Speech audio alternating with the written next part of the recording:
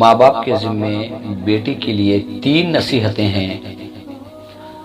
ودا کرنے سے دن پہلے اگر چاہتے ہیں کہ ہماری بیٹی سسرال میں عزت کے ساتھ خیر کے ساتھ زندگی گزارے تو ماں باپ کے ذمے 3 نصیحتیں ہیں۔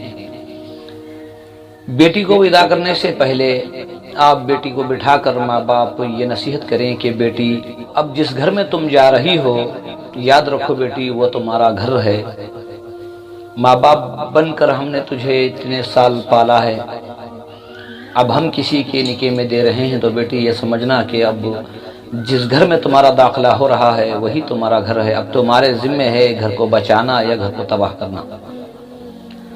بیٹی باپ کے گھر سے ڈولی اٹھتی ہے لیکن شوہر کے گھر سے جنازہ اٹھتا ہے۔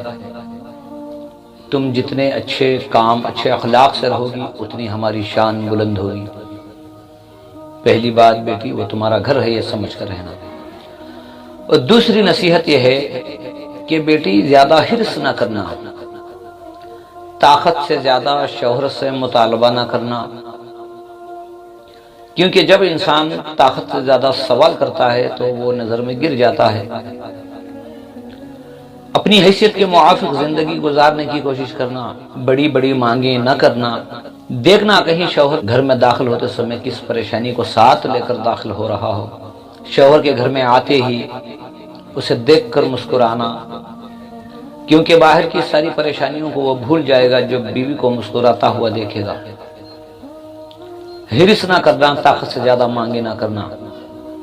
تیسری نصیحت یہ ہے ساس یا سسر یا شوہر کی غیر موجودگی میں دوسری عورتوں کو گھر میں بٹھا کر لوگوں کی غیبت برائی نہ کرنا، کیونکہ جس گھر میں برائی ہوتی ہے غیبت ہوتی ہے اس گھر سے برکتیں رحمتیں اٹھا لی جاتی ہیں، اور جتنی دیر تک تم لوگوں کی غیبت عورتوں کے ساتھ بیٹھ کر کرو گی اتنی نحوست اتنی بے برکتی۔